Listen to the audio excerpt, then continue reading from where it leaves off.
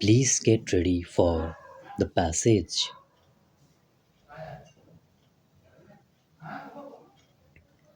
Sir, I beg to move that the bill to provide for the registration and regulation of clinical establishments in the country and for matters connected therewith or incidental thereto, as passed by Lok Sabha, be taken into consideration.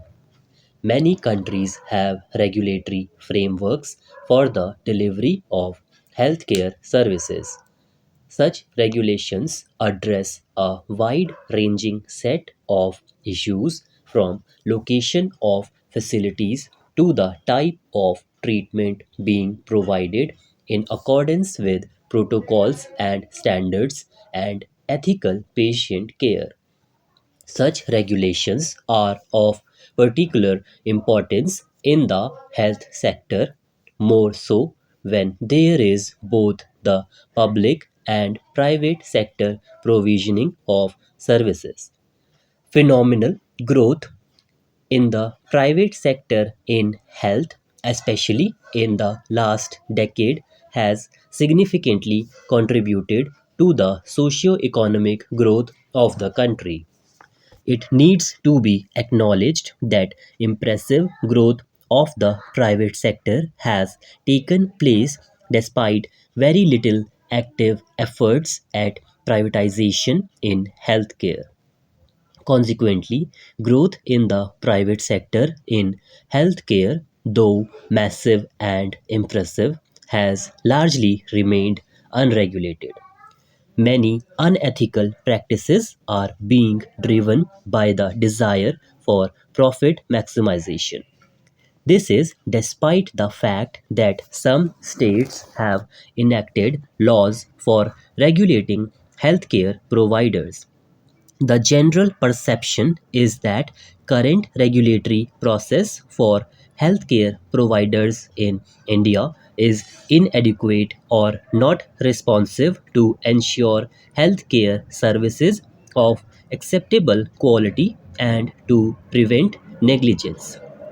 Concerns about how to improve healthcare quality have continued to be frequently raised by the general public and a wide variety of stakeholders, including government, professional associations, private health providers, agencies financing healthcare, National Human Rights Commission, and also by the judiciary. The complaints range from inadequate and inappropriate treatment to excessive and unjustified use of high end diagnostics to inflate costs. Some complaints have also been received that even where the patient had died, dead bodies were not handed over till the dues were cleared. On account of all these factors, a need has long been felt for a central legislation for ensuring uniform standards of facilities and services by the clinical establishments throughout the country.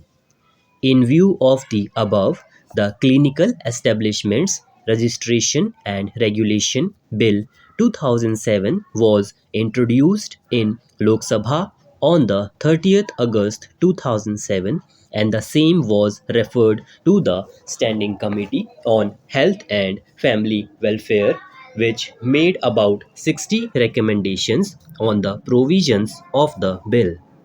However, the said bill lapsed due to dissolution of the 14th Lok Sabha.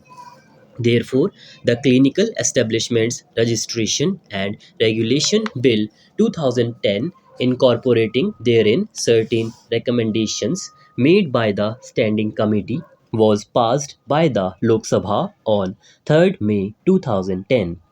Sir, some of the salient features of the bill are that the proposed legislation will apply to all clinical establishments under all recognized systems of medicine, that is, allopathy, Ayush, etc., and the legislation would apply to all clinical establishments, including single doctor establishments with or without beds.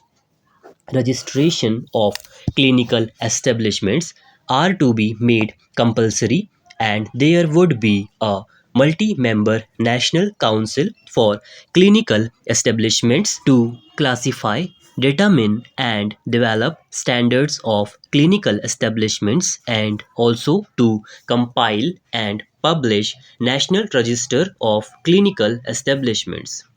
Every state would set up a multi-member state council of clinical establishments. The registering authority for clinical establishments would be a multi-member body at district level, and there would be two types of registration, that is provisional registration and permanent registration. Permanent registration would be provided after standards have been notified, and different standards for different categories of clinical establishments are prescribed. Appeals against the orders of the registering authority shall lie to the State Council of Clinical Establishments, and the most important thing is that transactions under the proposed law would be transparent and in the public domain. The legislation makes it obligatory for clinical establishments to provide treatment to anyone who is brought in an emergency medical condition.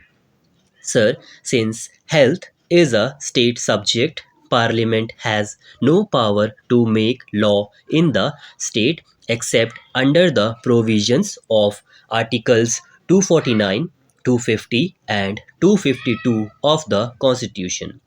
Under Article 252 of the Constitution, if the legislatures of two or more states pass resolutions in pursuance of Article 252 of the Constitution, empowering Parliament to pass the necessary legislation on the subject, a bill may be introduced in Parliament.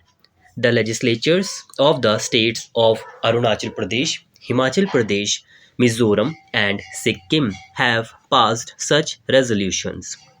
The bill is intended to give effect to the resolutions passed by the legislatures of the aforesaid states, and to make similar provisions in respect of all union territories.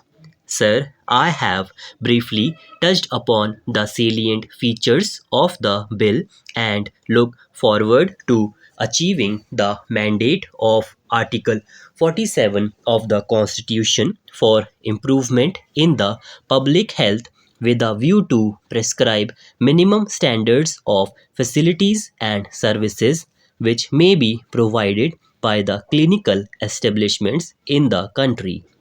I therefore request that the bill, as passed by the Lok Sabha, may please be taken into consideration.